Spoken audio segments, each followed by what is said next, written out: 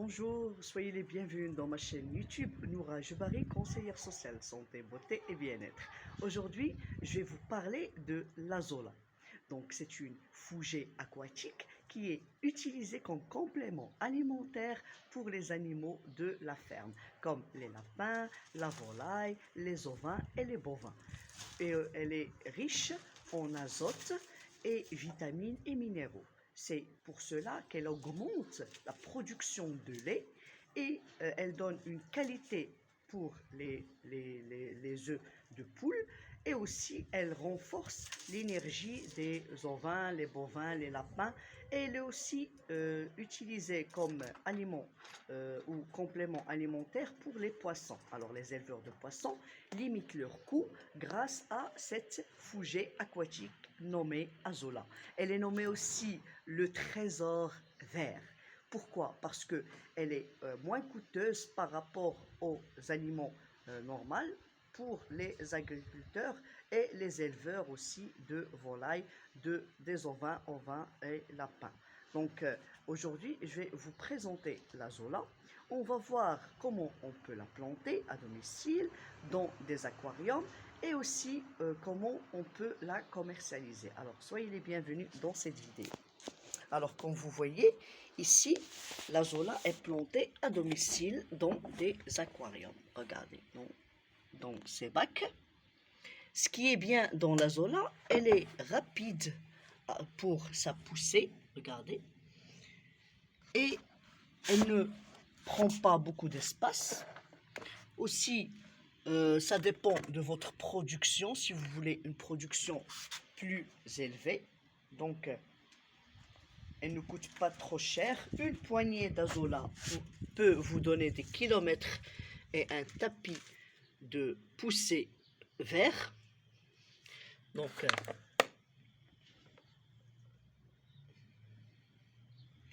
et comme je vous ai dit, pour les éleveurs de lapins et ovins, elle peut vous économiser beaucoup de frais pour l'achat des aliments pour ces animaux. Alors, on va aller à la définition de l'azola. Comme vous voyez, c'est une petite fougée. Regardez, elle a de petites feuilles. Et dans ces feuilles, c'est là où elle garde l'azote. Vous voyez?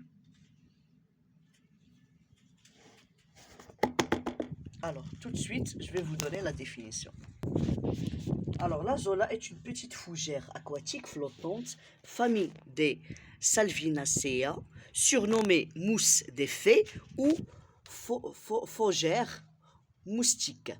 Elle est célèbre pour sa croissance extrêmement rapide, donc elle peut être doublée ou triplée de 3 à 10 jours. Donc, il faut aussi lui offrir des conditions optimales pour pouvoir pousser rapidement et donner bien sûr une poussée qui est comme ça riche et rapide. D'accord? Donc, normalement, elle vit en symbiose avec une cyanobactérie, Anabaena azola, qui fixe l'azote atmosphérique. Donc, elle permet à la plante de se développer sans engrais azotés. Donc, c'est ça qui donne à cette azola cette spécificité qu'elle est riche en vitamines, en minéraux et aussi elle fixe les minéraux dans le sol. C'est pour ça que même les éleveurs, les agriculteurs enrichissent leur sol agricole grâce à elle parce que non seulement elle empêche la poussée des plantes indésirables, mais aussi elle enrichit le sol. Alors, parce qu'elle est très riche en protéines de 25 à 35%, acides aminés, vitamines et minéraux, elle sert de complément économique pour bien sûr les vaches laitières, la volaille, les poissons, les ovins et les bovins. Elle est aussi donnée aux porcs pour les Européens. Donc, et cela, comme je vous ai dit, elle permet de doubler leur production en lait. Euh, au minimum 20% de production de plus. Et aussi, ce qui est bien, c'est que la azola, elle permet aussi de faire, bien sûr, l'enrichissement du sol et empêche la poussée des plantes de mauvaises herbes. Et aussi, pour le sol, elle, le sol qui est, comme je vous ai dit, elle est capable d'absorber les minéraux lourds comme le plomb, le cuivre, le zinc, le nickel, etc. et des contaminations du sol, ce qui, bien sûr, la laisse un trésor pour les agriculteurs. Et aussi, elle dépollue les eaux usées. Donc, elle est utilisée dans les eaux usées pour les dépolluer. Donc, elle garde quand même l'atmosphère riche en oxygène et elle nettoie les bactéries dans l'eau. Actuellement, elle est liée à des événements historiques. On dit qu'il y a 49 millions d'années. Elle est aujourd'hui étudiée pour la séquestration du carbone et la production de biocarburants. Voilà. Donc, dans l'historique lié au refroidissement global de la Terre. Dans l'agriculture, elle est nécessaire, bien sûr, dans ces eaux qui sont calmes, parce qu'elle a besoin, bien sûr, de ces eaux pour vivre, mais aussi elle se nourrit finalement, de ces bactéries pour s'enrichir. Donc, elle est utilisée pour, bien sûr, des bienfaits de vitamines, mais je vous déconseille de la manger parce qu'actuellement, même après des recherches scientifiques, il y a beaucoup de personnes qui veulent la manger dans des salades, mais les scientifiques les empêchent parce que vu qu'elle a cette bactérie qui, bien sûr, fixe l'azote dans ses feuilles, ça peut être dangereux pour l'homme. D'accord? Donc, ça peut être un petit peu dangereux. Alors, n'essayez pas de la manger, s'il vous plaît, parce que même après ces recherches scientifiques, les chercheurs disent qu'il ne faut pas quand même la manger. C'est vrai qu'elle est riche en phosphore et les minéraux avec beaucoup de précautions, il ne faut pas la manger. Ben voilà. Alors, nous avons vu la définition de la zola. Maintenant, on va voir comment on peut la planter à domicile. Eh bien, on peut la planter rapidement chez vous. Donc, comme ici, moi, je l'ai mis dans la terrasse, comme vous voyez. Donc, vous pouvez... Elle a besoin d'air frais. Elle a besoin d'un coin qui est humide, chaud, d'accord? Donc elle pousse dans les zones chaudes. Donc je vais vous montrer ces deux bacs. Ici j'ai déjà commencé par cette petite expérience. Je voulais voir est-ce qu'elle va pousser. Donc elle a poussé. Donc ce qu'on aura besoin c'est d'un sol, alors de la terre agricole, où on plante les patates, l'oignon, les fèves, etc. Donc regardez, il faut un sol, une terre qui soit riche avec des vers de terre. Regardez, alors une sol qui est agricole avec des vers de terre. Voilà. Alors premièrement, on va prendre le bac, on met la terre, on ajoute l'eau. Donc ça dépend de votre bassin. Donc il ne faut pas trop mettre d'eau. Regardez la hauteur. Donc dans ces bacs, j'ai mis cette petite hauteur. Regardez. Il lui faut tout simplement un petit peu d'eau, de l'air frais, un coin chaud pour pouvoir pousser. Elle n'est pas capricieuse cette plante et il faut la secouer tous les jours. Vous voyez? Donc je vais vous montrer la terre. Alors voilà, Ici, et on a de la boue. Regardez, moi je change cette boue. Moi je la change. Regardez, pour qu'elle soit toujours fraîche. Et je mets dans l'eau de le soufre de cuivre. On met tout simplement un petit peu de soufre de cuivre. Sa couleur, elle est un petit peu bleu violet. Elle est bleu vers le violet. Et on met de l'eau, donc voilà, de la terre, de l'eau. Et on met là notre petite fougée qui va pousser. Voilà, c'est ça la zola. Elle est rapidement poussée. Regardez comme elle donne déjà la production. Regardez. Donc c'est ça votre production finalement. D'accord? Elle pousse rapidement. Donc dès qu'elle trouve le sol idéal, elle mange, elle trouve l'eau. Donc il faut toujours la faire comme ça. Il faut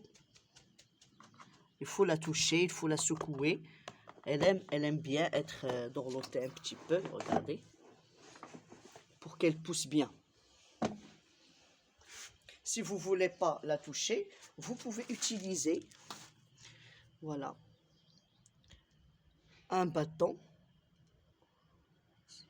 et vous allez la secouer comme ça. Il faut la faire tous les jours, il faut la secouer.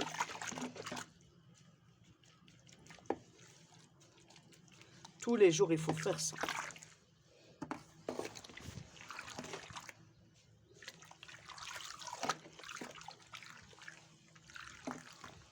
Parce que la fougée a besoin d'être remuée et secouée. Alors, voilà, ça c'est la terre. Je vous ai montré comment on la plante. Alors, il faut juste de la terre qui est riche, une terre agricole, de l'eau. On ajoute dans l'eau le soufre de cuivre et on met la poignée d'azoula comme ça et on la laisse pousser. Tout simplement, elle est comme ça, regardez. Vous la jetez, elle va composer votre tapis, bien sûr, votre tapis de fougée. Et elle va pousser tout simplement. Elle n'a pas besoin d'aide ni de trucs pour grimper, etc. D'accord? Et pour les agriculteurs qui ont un grand espace, je vais vous montrer la technique. Donc elle est très simple. Alors pour les agriculteurs, qu'est-ce qu'ils font? Ils mettent un grand bassin comme s'ils veulent construire une piscine. Alors dans cette piscine, alors ils prennent tout simplement un grand plastique, comme ça. Ils mettent de la terre. Ils mettent ici des briques. 3 briques en hauteur d'ici. 3 briques en hauteur d'ici. D'accord? Alors, comme ça, les briques. Ils mettent les briques comme ça. Les briques d'ici. Les briques de là. Et après, ils mettent leur plastique. Ils mettent de la terre. Ils versent de l'eau, alors ils mettent de la terre, ils versent l'eau et ils mettent juste au-dessus leur fougée, d'accord? Et ils la couvrent avec le plastique aussi, comme ça. Alors c'est comme un abri pour elle, pour qu'elle soit dans une température humide, parce que la fougée veut une température de 25 à elle veut la température de 25 à 38 degrés Celsius. D'accord? Donc, pour pouvoir la faire pousser. Donc, attention, si vous voulez la faire pousser, c'est comme ça. Voilà. Donc, on met notre fougée et on la couvre parce qu'elle n'aime pas vivre dans le froid. Dans l'histoire, on dit qu'elle est d'origine d'Amérique, mais elle est liée aussi à l'Europe et l'Asie. Voilà. Donc c'est ça comment on peut cultiver notre fougée.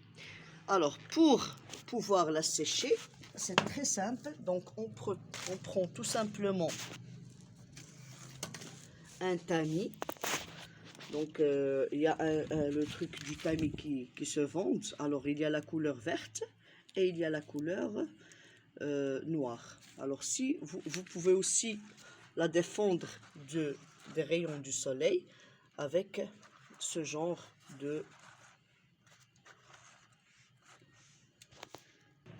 Alors, on peut la défendre, j'ai dit, avec un réseau. Alors, ce réseau, ce qui est bien, c'est qu'il a de petites passerelles où le vent peut passer et aussi les rayons. Et il y a aussi la couleur noire, d'accord, pour pouvoir la protéger. Si vous avez sur votre toit, bien sûr, les rayons du soleil, mais elle veut un coin comme ça où il n'y a pas beaucoup de soleil. Il y a seulement la chaleur du soleil.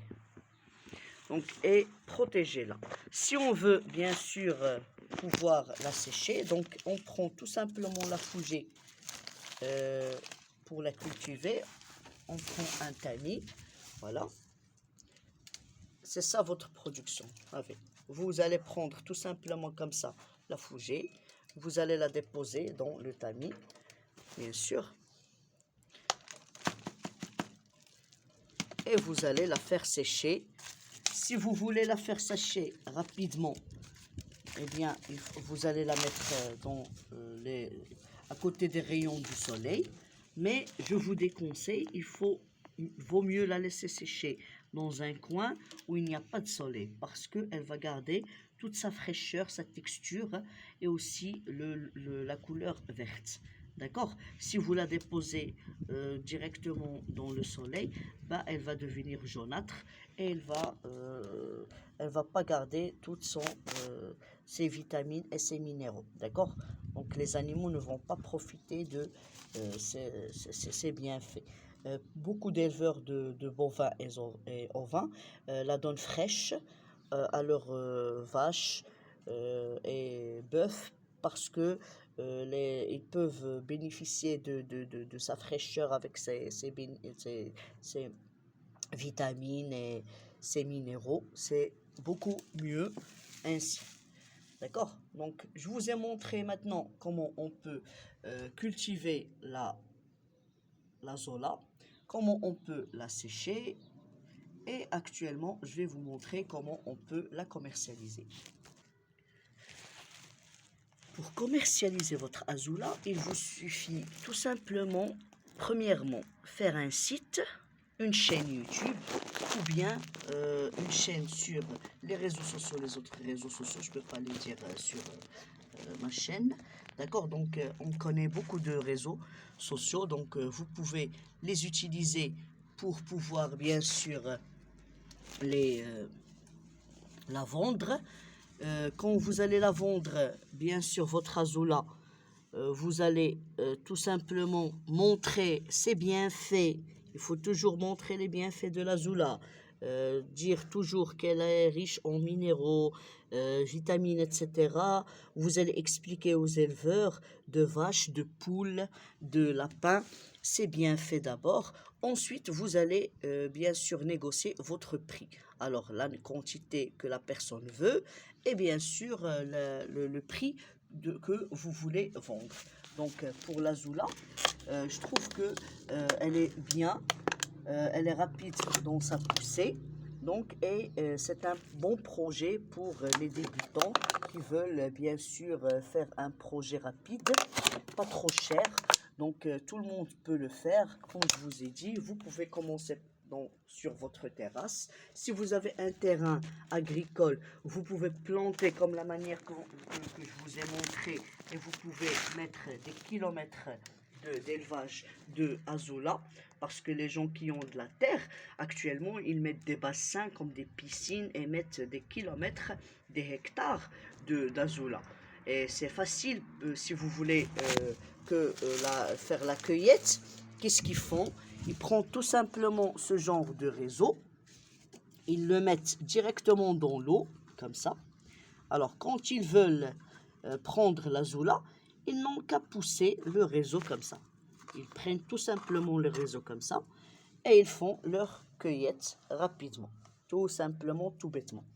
Vous comprenez? Donc, le réseau, il aide à, bien sûr, ramasser votre azoula. Et il y a ceux qui prennent comme des tamis comme ça, et ils prennent tout simplement, et ils calculent leur kilo, et ils vendent. S'ils ont beaucoup de personnes qui les aident sur leur, bien sûr, terre. Donc, chacun fait avec les moyens du bord, avec ses moyens aussi économiques. Donc, voilà, je vous ai expliqué beaucoup de détails sur la Zola. Donc, pour le commercialiser, vous allez tout simplement contacter directement les éleveurs ou bien travailler sur les réseaux sociaux ou créer un site web pour pouvoir vendre votre marchandise. Donc, l'agriculture reste un moyen honnête de gagner sa vie, un moyen qui est rapide aussi parce que vu que la plante ne nécessite pas beaucoup de soins, ce que je vous donne comme conseil, c'est de changer la terre agricole tous les 10 jours et changer l'eau. D'accord? Il faut aussi changer l'eau. D'accord? Pour que la zoula reste fraîche, même si vous mettez du soufre de cuivre, parce que les gens qui ont beaucoup de production mettent du soufre du cuivre pour ne pas changer l'eau constamment.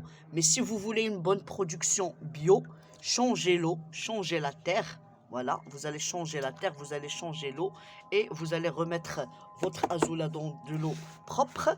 Comme ça, elle va vous donner plus de production et une production qui est efficace et une production qui est rapide. D'accord? Alors, n'oubliez pas ces conseils que je vous ai donnés et abonnez-vous à ma chaîne pour pouvoir trouver d'autres idées de projets et à très bientôt pour une nouvelle vidéo. J'espère que ma vidéo vous a plu et au revoir.